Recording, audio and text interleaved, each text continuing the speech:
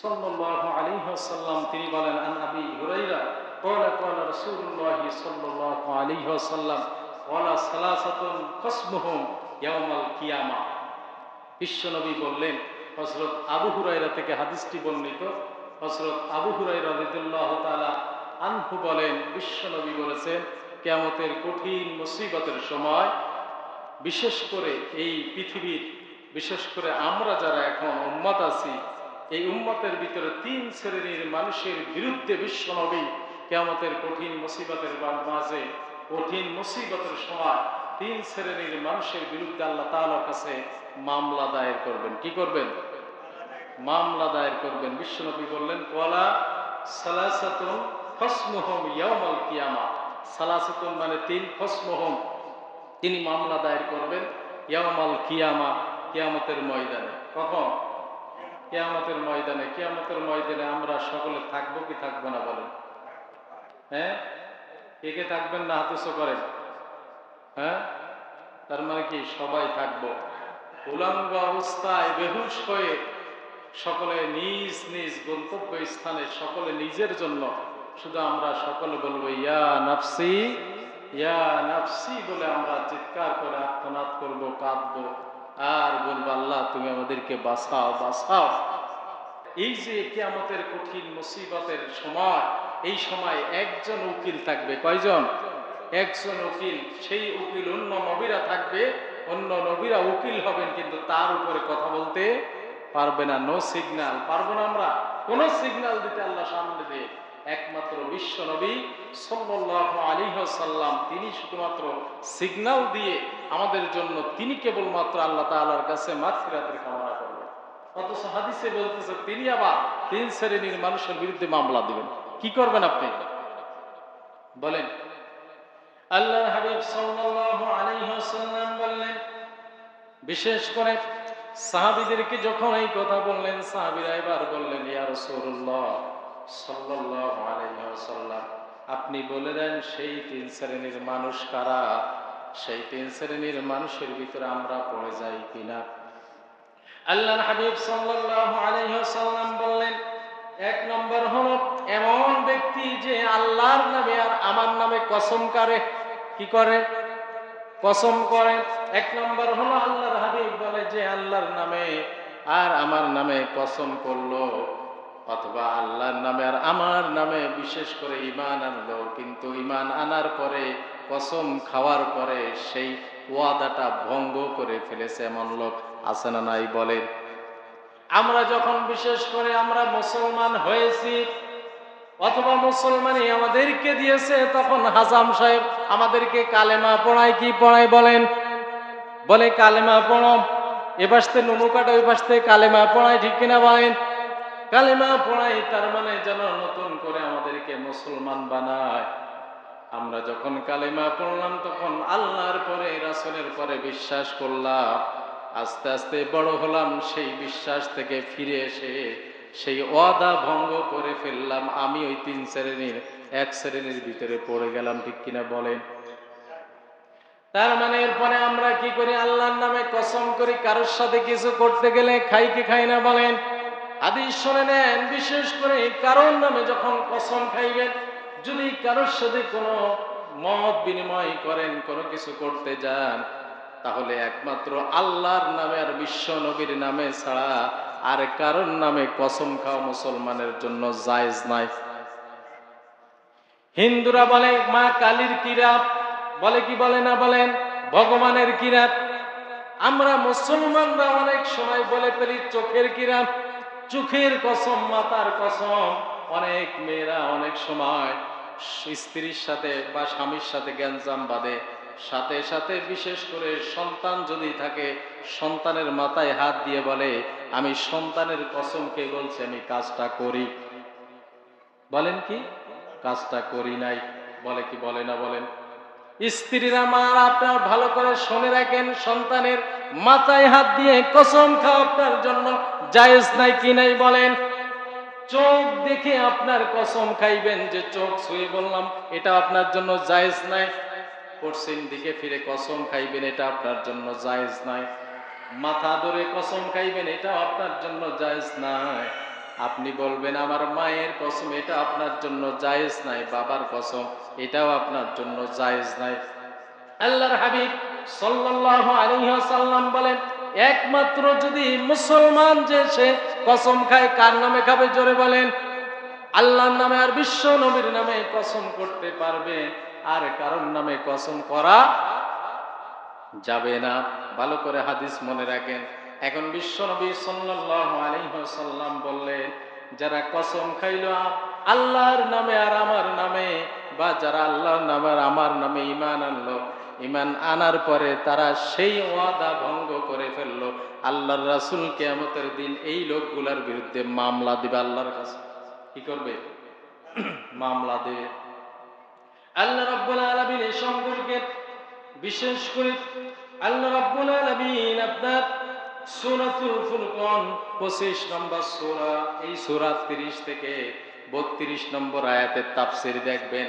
আল্লাহ পাক রব্বুল আলামিন বললেন, ওয়াকালার রাসূল ইয়া রাব্বি ইন্না কওমি ইত্তাখাযু হাযাল কুরআনা মাহজুরা। জোরে আল্লাহু আকবার। আল্লাহ পাক রব্বুল আলামিন বললেন, ওয়াকালার রাসূল মানে ওয়াকালা মানে বলা, রাসূল মানে রাসূল। ইয়া রব, হে রব, কিয়ামতের দিন আল্লাহ তাআলার কাছে বলবেন, ওয়াকালার রাসূল ইয়া রাব্বি, হে রব, ইন্না কওমি ইত্তাখাযু, আপনার কাছে মামলা দিলাম, ইন্না কওমি ইত্তাখাযু হাযাল কুরআনা মাহজুরা, যারা আমার কোরআনকে পরিত্যাজ্য করেছে, যারা আমার কোরআনকে অবমাননা করেছে, বিশেষ করে আমার প্রতি যেই নাসিলকৃত কোরআনের পরে বিশ্বাস এনে আবার ওয়াদা ভঙ্গ করেছে, আমি বিশেষ করে রাসূল তাদের বিরুদ্ধে মামলা দিলাম। আপনি এই কেসটা বিশেষ করে আরজি করে নেন।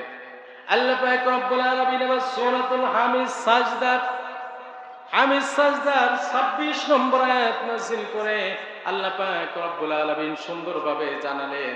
তিনি বললেন, للذين كفروا لا تسمعوا لهذا القرآن। জোরবান আল্লাহু আকবার।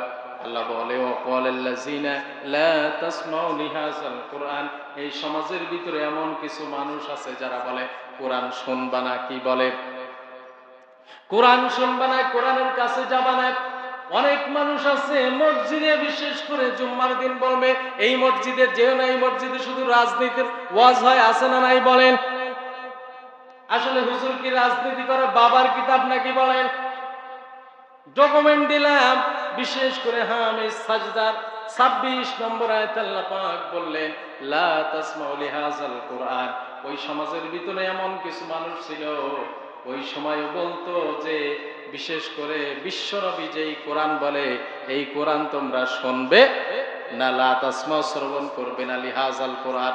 কারণ তারা জানতো যে বিশ্বনবী যেই কোরআনের কথা বলে, বলার সাথে সাথে কিছু মানুষ যারা হিদায়াত পাওয়ার মতো যোগ্য, যারা ভালো মানুষ, তারা হিদায়াত পায় আর তাদের মনটা নরম হয়ে যায়, তারা হিদায়াত পেয়ে জান্নাতের পথে চলে যায়, মুহাম্মাদের কাছে তারা হাত দিয়ে মুসলমান হয়ে যায়। এই দৃশ্য দেখলো যখন, দৃশ্য দেখার পরে আবু জেহেল আর তার সাথে আরো বড় বড় লিডার যারা ছিল কাফের, তারা বৈঠক করলো কি করা যায়।